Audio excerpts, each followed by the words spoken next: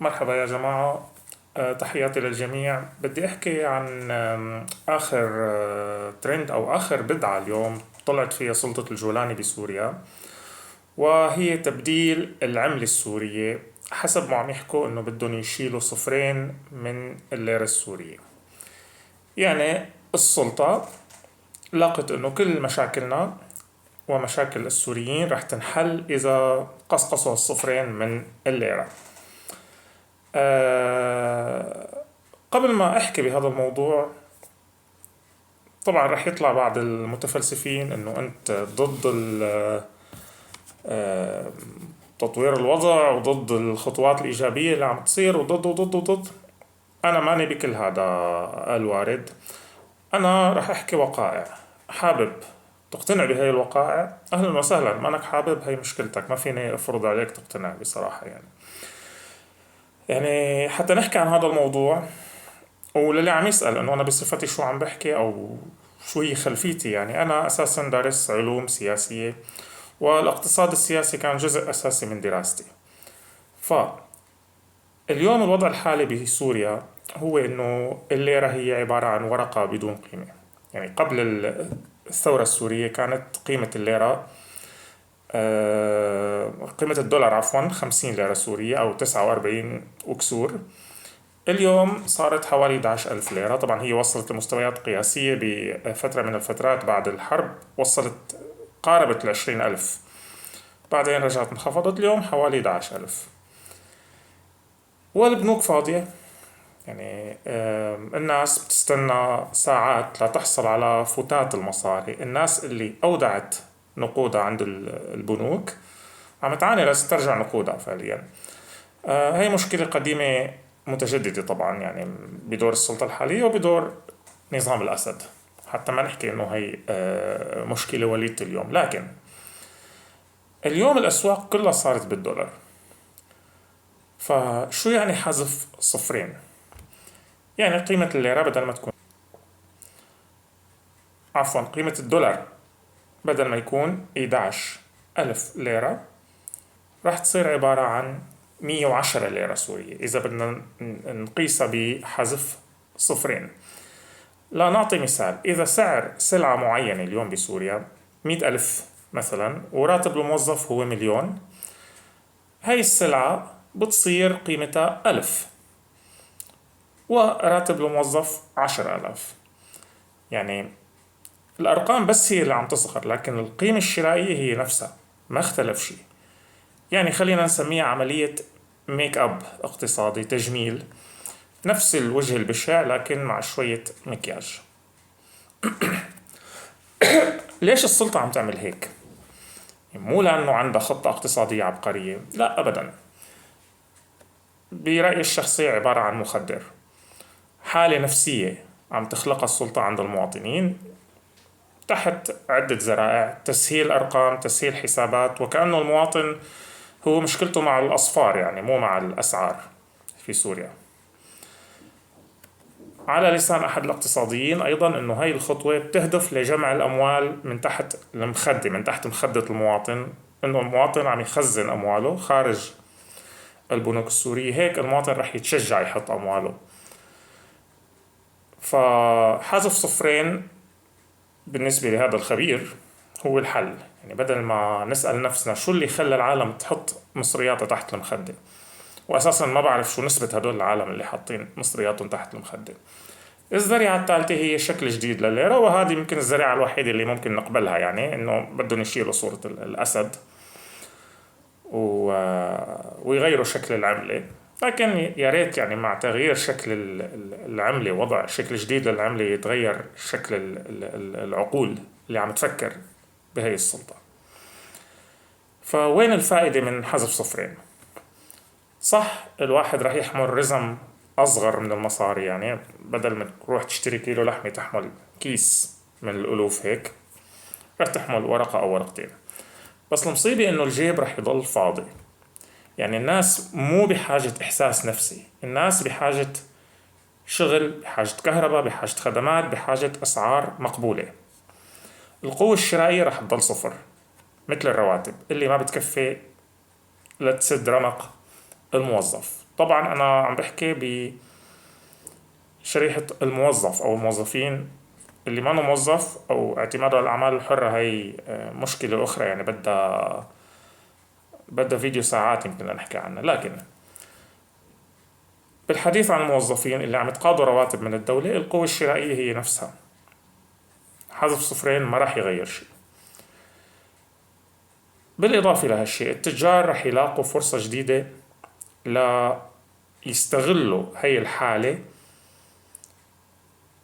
التغيير من العملة القديمة للعملة الجديدة، بالتلاعب بالأسعار. رح يصير ارتفاع أسعار مرافق لهي الخطوة، وهذا شيء 99.99% رح يصير. مو تنبؤ ولا عبقرية اقتصادية مني، لكن لأنه أسواق السورية أسواق بدون رقابة سابقا واليوم. هاي الفوضى أيضا بين التحويل بين الليرة القديمة والليرة الجديدة كمان رح تفتح باب لسوق سوداء جديدة بسوريا. رح يصير في ضخ عملات بالسوق السوداء السورية. طبعا في مشاكل كتير تانية يعني ممكن تكون أقل أهمية، مثل كلفة الطباعة، كلفة التوزيع، طباعة العملة، هذه إلى تكاليف هائلة. ما تفكروا إنه شيء بسيط هذا، وهي أكيد المواطن هو رح يدفع من جيبته. هي يعني كله عم ينعكس على المواطن. شيء إيجابي تغيير العملة ليصير وضع أفضل، وضع اقتصادي أفضل، وضع شرائي أفضل، وضع سيولة مالية بالأسواق أفضل، لكن بخطوات مدروسة، مو بخطوات هوبرة بتعتمد على يلا بدنا ننزل قيمة الليرة السورية والعالم تحكي وتفرح وتنبسط وتطبل وتزمر وتروج للموضوع وكأنه ما بعرف شو عمله. لكن الكارثة الكبرى انه مع هاي الخطوة وراح تشوفوا الناس راح تركض للدولار، وسعر الدولار راح ينهار أكتر مقابل صرف الليرة السورية. يعني حالة خوف راح تكون. برجع بحكي لأنه الأسواق السورية أسواق بدون رقابة. الخطوات الاقتصادية عم تصير خطوات اعتباطية بدون أي دراسة. في حيتان اقتصاد هن اللي مسيطرين على رأس المال بالأسواق، هن اللي عم يتحكموا بكل شيء. فبدل ما تلهوا العالم بحذف الأصفار، يعني كان الأفضل، وأنا ما بعرف صراحة يعني مين عم بنصح، يعني ما في حدا أكيد بوجهة نظري بالسلطة الحالية مهتم لهالموضوع، أو مهتم فعلا يحسن وضع الليرة، أو مهتم فعلا يحسن وضع المواطن. لكن كان الأفضل يكون في ضبط للتضخم، رقابة حقيقية، مو لجان اقتصادية وهمية ما بنعرف شو عم تعمل، والمسؤولين الحقيقيين اللي عم يسيروا الاقتصاد السوري قاعدين بالفور سيزون والميريديان بأجنحة من غرفهم عم يمشوا البلد اقتصاديا ويمكن سياسيا. تحسين وضع البنوك هذا كمان كان ممكن ينحكى فيه، يعني ينعمل نظام دفع رسمي، مو تطبيقات كلها نصب ما بنعرف لمين تابعة، مثل هذا التطبيق نسيت شو اسمه اللي عم يقبضوا الرواتب عن خلاله وما بنعرف شو خلفيته لمين تابعة، وهي العمولة اللي عم تنصرف عند صرف الأموال لمين عم تروح. يعني مشكلة الشفافية اليوم هي أكبر مشكلة عم يواجهها المواطن السوري. سلطة عم تقرر، عم تنفذ، عم تخطط بدون الإفصاح عن أي خطوات عملية، عن أي تسلسل زمني لأي خطوة عم يتم اتخاذ قرار بشأنها. وبالتزامن مع هاي الخطوة يعني حذف صفرين من قيمة الليرة، رح يصير في ارتياح يمكن نفسي عند المواطن صح، لكن صدقوني ارتياح مؤقت لما رح يرجع يشوف انه ما تغير شيء على أرض الواقع. الحل مو بالأرقام، الحل بالسياسات. وطالما هي السلطة بتعنتها وتزمتها واستفرادها بالرأي وأنانيتها باتخاذ القرار اقتصاديا وسياسيا وعسكريا، مو الصفرين إذا انشالوا هن اللي رح يحلوا المشكلة، شيء تاني إذا انشال هو اللي رح يحل المشكلة. هل السلطة جاهزة حاليا فعلا لتشيل اللي لازم ينشال، لترجع الثقة بالاقتصاد وبالسياسات المالية؟ حتى اليوم البنك المركزي السوري هو بنك غير مرتبط بالنظام المصرفي العالمي، وهي واحدة من أكبر مشاكل الاقتصاد السوري اليوم. شو يعني عدم ارتباط بنك مركزي بالنظام المصرفي العالمي؟ طبعا أي حدا من هالشعبويين اللي بهمهم يحطوا تبرير لأي شيء رح يكون جوابه مباشرة ايه، وعمره ما نرتبط بالنظام المصرفي العالمي، نحن بندير امورنا بحالنا، ما بدنا نكون تابعين لحدا. هذا حكي هوبرة، هذا حكي ما بيطعمي خبز. ارتباط بنك مركزي لأي بلد بالنظام المصرفي العالمي بيعني انه مرتبط بشيء اسمه سويفت سيستم. السويفت سيستم هي شبكة التحويلات البنكية الدولية. شو يعني؟ هاي الشبكة هي المسؤولة عن التحويلات الخاصة بالتجارة، بالتبادلات المالية، استيراد، التصدير، ومرتبطة بنفس الوقت بسلطات أخرى مثل سلطات مكافحة غسيل الأموال وسلطات مكافحة تمويل الإرهاب. لما البنك المركزي لأي بلد بينفصل أو بيتم فصله عن هذا النظام، شو بيصير؟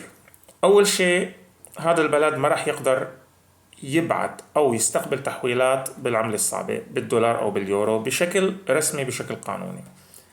2. احتياطاته الموجودة ببنوك أجنبية رح يتم تجميدها، ما رح يقدر يستعملها.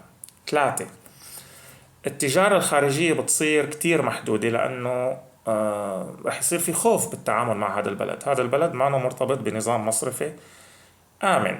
كتير دول رح تضرب فرام قبل ما تعمل أي صفقة تجارية مع هذا البلد. فالتعامل رح يصير محدود، ورح يكون عبر وسطاء، ما رح يكون بشكل مباشر، وهذا بيعني عمولات أكتر وخسارة أكتر. الاستيراد والتصدير بصير معقد، بصير كتير غالي، لأنه البلد مثل ما حكينا غالبا رح يضطر يعتمد على طرف ثالث أو يدفع كاش، مو يدفع عن طريق التحويلات، وهذا كله له عمولات وله كلفة اقتصادية، وما كلفة اقتصادية بسيطة أبدا. بالإضافة لأنه كتير شركات رح تخاف تتعامل مع هذا البنك أو هذا البلد للأسباب اللي ذكرناها.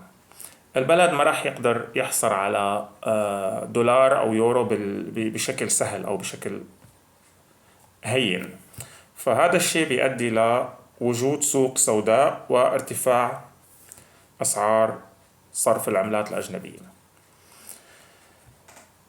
كل هذا بيخلي الناس فعليا تفقد الثقة بالبنوك المحلية، بالبنوك المركزية، وبتفضل إنه تخزن أموالها على شكل دولار أو ذهب ببيتها أو بمشاريع معينة خاصة فيها، على إنه تحطها ببنوك تدعم الدولة، لأنه أساسا هي البنوك ما عندها قدرة على ضبط سعر الصرف، فالناس هي ممكن تخسر من قيمة عملتها بشكل بيوم وليلة، ممكن تخسر كتير من نقودها. وعم نشوف اليوم إنه البنوك شبه عاجزة تعطي كتير من المودعين أموالهم. خلينا نطرح مثال عملي. يعني إذا الشركة بسوريا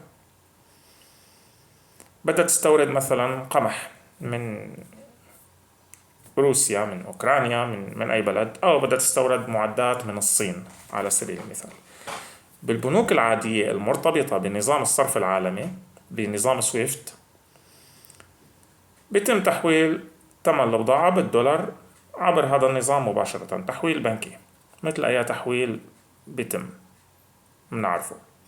لكن لما البنك المركزي لهذا البلد بيكون معزول، انت لازم تلاقي وسيط، شركة ببلد ثالث، عادة مثل لبنان أو الإمارات أو تركيا، هذا المتعارف عليه بالنسبة للوضع السوري. هذا الوسيط أو هذا البلد الثالث رح ياخد عمولة عالية، لأنه في مخاطرة كبيرة إنه هي الأموال تتجمد أو الصفقة تفشل أو ما تتم بسبب الوضع الاقتصادي لهذا البلد. فلما أي بنك بينقطع عن النظام المصرفي العالمي، البلد بيصير فعلا بحالة اقتصاد محاصر، التجارة بتصير أصعب، أغلى، العملات الأجنبية بتصير شحيحة نوعا ما، وإن وجدت تكون القيمة مرتفعة. الثقة بتنهار بالبنوك المحلية، والاقتصاد كله بيمشي على الكاش أو بيمشي عبر شركات غير رسمية، شركات طرف ثالث مثل ما حكينا. فهي المشكلة اللي عم نحكيها، يعني هي إحدى المشاكل الكبيرة اللي المفروض يتم التركيز عليها قبل ما نحكي بتغيير عملة وحذف أصفار وما بعرف شو من هذا المخدر اللي عم تحاول السلطة اليوم تخدر المواطن السوري فيه. المشكلة لا مشكلة صفر ولا مشكلة صفرين ولا أربعة ولا مشكلة صورة على العملة. أنا أول الناس بتمنى تروح هاي الصورة من العملة، لكن هي بنرجع نحكي كلها حالة نفسية عم يتم خلقها، ممكن تعمل عمل نفسي معين لفترة معينة عند المواطن السوري، بعدين رح نرجع لنفس النقطة. الشفافية هي الحل. الشفافية يعني أي خطوة بيتم اتخاذ قرار بشأنها نكون واضحين بشأنها، 1 2 3، الوضع هو هيك، قررنا نعمل هيك، الخطوات هي هيك، المنفذين هن هدول، والنتائج المرجوة هي وتقارير شهرية، تقارير أسبوعية، تقارير دورية بالتنفيذ وجدوى التنفيذ وين وصلت. لكن إذا أبو فلان الأسترالي وأبو فلان ما بعرف شو، وأبو بلوط الخنفشاري اللي لاف رجل على رجل وقاعد بفندق 5 نجوم بالشام هو اللي عم يدير الاقتصاد السوري، وفلان لأنه قريب الجولاني، وفلان لأنه أخ الجولاني، وفلان لأنه ابن صهر ابن عمة ابن خالة ما بعرف مين، هن المسيطرين على الاقتصاد. صدقوني إذا بتحذف 1000 صفر ما رح يتغير شيء. تحياتي للجميع.